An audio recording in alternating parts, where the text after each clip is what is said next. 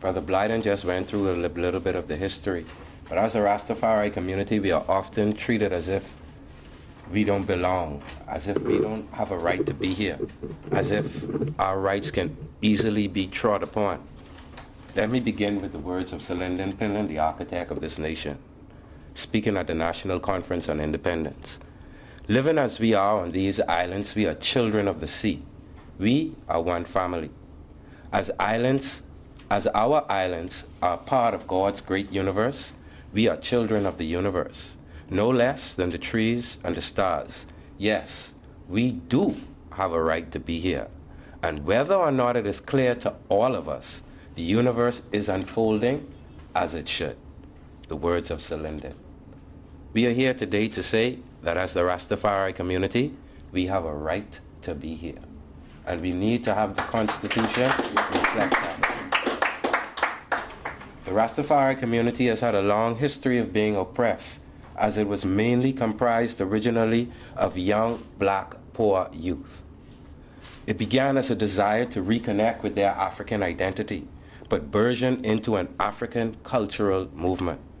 Along this journey, a myth emerged, equating Rastafari to some sort of Dracula, leading to a witch hunt, especially when it came to his rights. We stand before you today on behalf of the tens of thousands, or maybe even more, members of the Rastafari community throughout the length and breadth of the Bahamas, to say that we need our voices to be heard. We need our rights to be upheld. Whether or not it is clear to all of us, we have a right to be here. Rastafari is an African cultural experience coming out of the socio-cultural, socio-historical context of slavery. What has happened is that we have officially maintained European retentions and African retentions, such as the Junkanoo, such as the Gombe, such as the goatskin drum, are subordinated in our official culture. There's no room for it. There's no room for Africa. So therefore, even within our rights, because we represent Africa, that same cultural hegemony carries forward. We would like for that to stop. Because even when the Europeans were forced to share power through independence, their cultural hegemony still remained. As we look around the room, it was the Romans who convinced us that we should shave. It was the Romans who convinced us that we should cut our hair. The man who Christians actually praise never had a shaved face, never had a cut hair. But the ones who you oppress actually do the same thing. In the interest of time, I would like to speak specifically to the Constitution as opposed to go in general, because I want my brothers to be able to have their say also. First point I would like to raise is on the preamble of the Constitution. I've heard a lot of talk about the Christian values and how people would not like for that to be affected. The preamble reads, whereas the people of this family of islands, recognizing that the preservation of their freedom will be guaranteed by a national commitment to self-discipline, industry, loyalty, unity, and abiding respect for Christian values and rule of law. Somehow in this Dracula syndrome, it is felt that respect for human rights was not a have-to for the Rastafari community. To me, it seems more Christ-like to be open to other faiths, like how Christ was with the woman at the well. All religions are based on universal truths, which we all share. So I don't see how it is that we as Rastafari, expressing our relationship with our God, should not be protected in the Constitution. The American government, in its attempt to balance the scales, decided to take God out of the equation altogether. That's not what we're asking for the Bahamas government to do. What we're asking for the Bahamas government to do is just respect us. Respect that we have a right to be here, just as Sir Lyndon said. The second part of the preamble says that we, the inheritors, do hereby proclaim in solemn praise the establishment of a free and democratic sovereign nation found on spiritual values, which no man, woman, or child shall ever be a slave or bondsman to anyone, or their labor exploited, or their lives frustrated by deprivation. When Rastafari commit a crime and they go to jail and they have to suffer their locks being cut, that is the deprivation. when young Rastafari brothers and sisters can do well in school, earn scholarships, and be denied those scholarships, that is indeed deprivation. This must stop. As a recommendation, the preamble should be expanded to read or include the following themes: nor will any citizen thereof be deprived of fundamental human rights as outlined in the United Nations Charter on Human Rights. The preamble shall also articulate that nothing said in it should be interpreted to give any sector of society an advantage or a disadvantage. And that is exactly what is happening with us. It's not so much that the Constitution does not speak to our rights, but because of the particular socio-cultural historical context in which European culture is dominant and African culture, we have to now fight to even have the right to say that we can exist. That shouldn't be so, and the Constitution should provide for that in this new Bahamas that we're creating moving forward. Article 1 states that the Bahamas is a sovereign democratic state. It is simply impossible to be a sovereign state and have a foreign family forever your head of state. That's simply an oxymoron. No matter how cleverly explained, it's just a cleverly explained oxymoron. No law should be put in place that gives a foreign national an advantage over the Bahamian on any grounds, whether the advantage is financial, political, or otherwise. No law. The government should not be coerced into overlooking the rights of its citizens for the benefit of foreign countries or their nationals, as is being implied by this new Gaming Act. Article 17 states protection from inhumane treatment. Number 1 says, no person shall be subject to torture or to inhumane or degrading treatment or punishment. Inhumane or degrading should be outlined. This should be spelled out, because left up to interpretation or without any guidelines, it leads to abuse. And trust me, we know the full extent of that. Placing cameras in police cars and interrogation room is I hear we saying we're going to put cameras all around Nassau. Maybe if we could take 1 or 2 of them and put them in the interrogation room, that would solve a lot of problems that we're having right now. Article 19 protects us against arbitrary arrest or detention. No person shall be deprived of his personal liberty saved as may be authorized by law in any of the following cases. Section D says, upon reasonable suspicion of having committed or being about to commit a criminal offense. Reasonable suspicion must be clearly defined. Profiling is being done by our police right now, and automatically, if you are a Rasta, that means that you are a suspect. You don't know what you're a suspect of, but you're a suspect of something. I would just like to recall, I operate an after-school program in Grantstown, and one day walking down the street, I was accosted by a group of police officers who quickly shoved their hands in my pocket. Mind you, I'm on the way to help the kids in the community. They quickly shoved their hand in my pocket and began to harass me. I didn't say anything to them, because as they were saying, they were operating within their rights. They suspect me. They couldn't tell me what they suspect me of, but they suspect me. So this whole idea of just being able to suspect someone, it has to be more properly outlined so that it could give us some rights. Because right now, our rights are not being adhered to. Protection of freedom of conscience. Number 1 says, except with his consent, no person shall be hindered in the enjoyment of freedom of conscience. And for the purpose of this article, the said freedom includes freedom of thought and of religion, freedom to change his religion or belief, and freedom, either alone or in a community. How can one have this right spelled out but still not be protected by law, especially from the unfounded abuses that occur socially? But I heard you say, Honorable Chairman, that there are ways that we can get respites. There are ways that we can have these addressed. But what I need to spell out, and we are going to articulate this in a paper that we'll give to the Commission, that we are at an automatic disadvantage because of that socio-cultural context that we're living in. So even when we go to the court of law, it's still someone else's cultural mores that are being upheld and not our own. So we're automatically disadvantaged. Number 2 says, nowhere does the Constitution give the right to private entities open to the public, and this is in response to Article 2. Nowhere in the Constitution does private entities have the right, especially those who are open to public, to discriminate wholesale against a particular group in society. Isn't that what Randall Fox and our other national heroes fought against? And at this time, I would like to read a little excerpt, something that he wrote in his paper, Liberate or Labor, Unite or Perish. This is the only part that was penned in his own handwriting.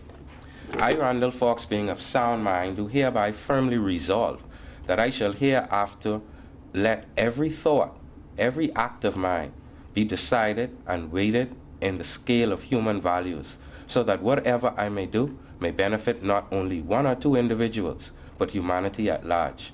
And I do hereby dedicate my life to service of the oppressed. These words show that the architects of this land had in mind the enliftment of all people, especially the oppressed. There's no other indigenous group qualified for the title of oppressed than the Rastafari community. Section 5 states that nothing contained in or done under the law shall be held inconsistent in contravention of this article to the extent that the law in question makes provision which is reasonably required. Section B says, for the purpose of protecting the rights and freedoms of other persons, including the right to observe and practice any religion without unsolicited interference of members of any other religion. This article is totally forgotten about when dealing with Rastafari. How else could church leaders say it's okay to deprive excellent youth of excellence of their education? How else could employers say carte blanche that it's okay to discriminate against Rastafari? Even in the hotel sector, where I heard some say, if we're dealing with the court of law, we have to separate opinion from facts. What is being represented when it comes to Rastafari is opinions being represented as facts. I worked in the tourism industry for many years, self-employed in the straw market, and I always heard people say, oh, the tourist's going to have a problem. But I wondered to myself, why am I taking pictures all day? Why are these tourists coming and walking past everyone else and coming to me? Why are they doing that? But yet in this country, it is being held as a fact that these people are afraid of me. I put it to you, they are not the ones afraid of me, but we are afraid of ourselves. Schools should not be allowed to cloak their discrimination tactics because it is unreasonable and unjustified. And the Constitution goes into a number of caveats where they state out specifically that the action cannot be unreasonable nor unjustified. What is going on with us is just that. Article 26 speaks of protection on the grounds of race, discrimination on the grounds of race. I won't go through that on the interest of time, but what I would say is this. The term which is used when it says advantages which are not accorded to persons of another such description. Even though it's about race, they say description, meaning that if my description is different from yours, you cannot do things that will hinder my development. The term description opens this article to protect Rastafari. It speaks of race. Rastafari represents Africans simply wanting to be African. But unfortunately, it seems only Africans willing to be Europeans are protected. Political opinion. It also speaks of political opinion. Rastafari has a political dimension in which we say European institutions have not done well by us. So we must return to our African heritage. We don't want to change other people. All we want is the right to exist, the right to be.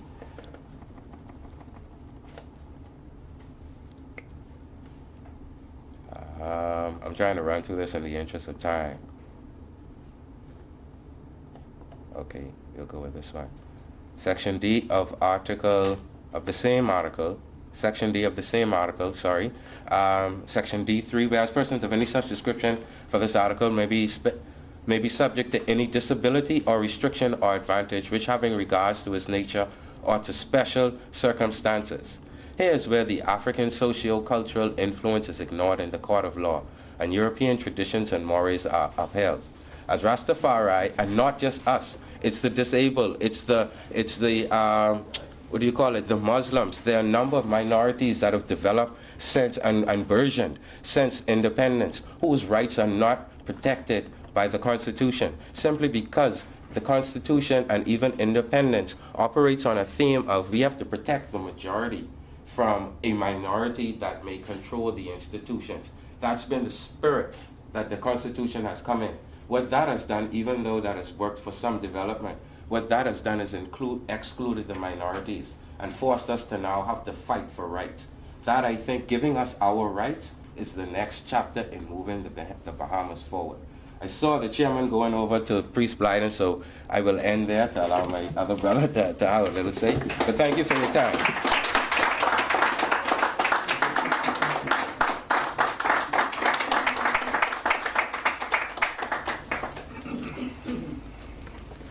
Greetings to the panel, greetings to my Rastafari brothers and sisters. Give thanks to my brother for his passionate and detailed presentation. I know many people felt that near today. All I would say is the Constitution of the Bahamas should reflect the whims of the majority, and indeed all Bahamians, regardless of the divide and regardless of the classification which they fall in. The problem, it seems, is the enforcement of the supreme law of the Bahamas. The Bahamas has evolved into a melting pot of various racial, ethnic, religious, and social groupings. And in the pursuit of nationhood and independence, our leaders established the constitutional framework of our country, crafting the supreme law of the land. Now, there are many facets of Rastafari life which my brother has outlined that have been under siege by a seemingly ineffective interpretation. The right to freely express one's spirituality and culture are protected by every civilized nation, and to trot upon that right is inhumane and unjust. As my brother indicated, recognition of the Rastafari faith is an essential part of giving full power of citizenship and to eradicating the stigma placed on our community. Our dilemma is unique as our struggle is for recognition and for respect of our very citizenship and fundamental human rights. And a few of these I will just outline. Some of these may be redundant. I'll try not to be redundant. We should institute protection of the right to education in every institution, whether it's public or private. We should bring an end to the sacrilegious and inhumane practice of cutting dreadlocks in prison. There's a need for institution of anti-discrimination laws in the employment sector for both male and female, and for the various religious groupings that always find themselves in the Tribune complaining about which employer is discriminating against them. We need fair and equitable access to Crown land and other state agencies which have somehow, like my brother outlined, have discriminated or dismissed our concerns whenever we would bring them into the public light. We should cease and desist the racist immigration practices which have unfairly targeted our Haitian brothers and sisters. Freedom of movement is under siege in the inner city. Whole neighborhoods are being stigmatized. Police profiling and assault must be severely punished if we do not have severe punishment, we must somehow work out a formula where the civilians actually have a say in the enforcement of law. I think the Corruption and Complaint Unit needs to be disbanded because it has no type of actual impact when people are actually being harassed and abused by police. There should be the establishment of a constitutionally empowered body to protect the civil liberties and freedoms of Bahamians, because as it stands right now, we don't have much of an advocate beyond the parliament, and a lot of the mandate of parliament is political. They establish a civilian tribunal for police-related murders and shootings. There should always be an independent investigation whenever somebody is killed by the police or somebody is... some of my brothers who work with me, they even tell me, man, on one point, there was a brother who was placed in a coroner's bag and zipped up by our professional police officers. He was zipped up in a coroner bag, kicked around, and then released. Right now, he works with me right now. I have his full name, I have his address. If you want to investigate that, we can do that. But I'm saying we really need some protection, because if a person finds themselves fitting the description of a criminal who is wanted by the police, and whether or not they determine if the person is innocent or guilty, that person has their life in the balance. The term Christian values in the preamble has set the stage for religious extremism which currently exists. The term moral values, in my opinion, is more adequate as Christian values have now been evolving to include abnormal and strange practices which have compromised the implied meaning of the term Christian. We should institute a possible no confidence vote for government ministers, prime ministers, police commissioners, etc., to deepen democracy, because a lot of times we as citizens feel we don't have any control over those who say they are in control of the country, you know.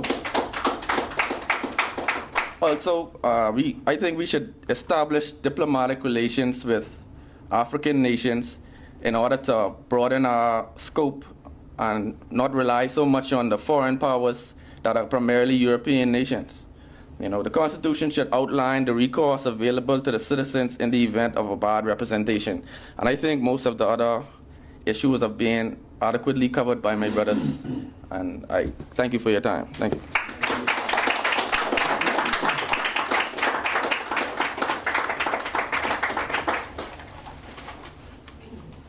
I want to thank Priest Blyden, Honorable Raz Ian Mora, Honorable Raz Jamal Curry for those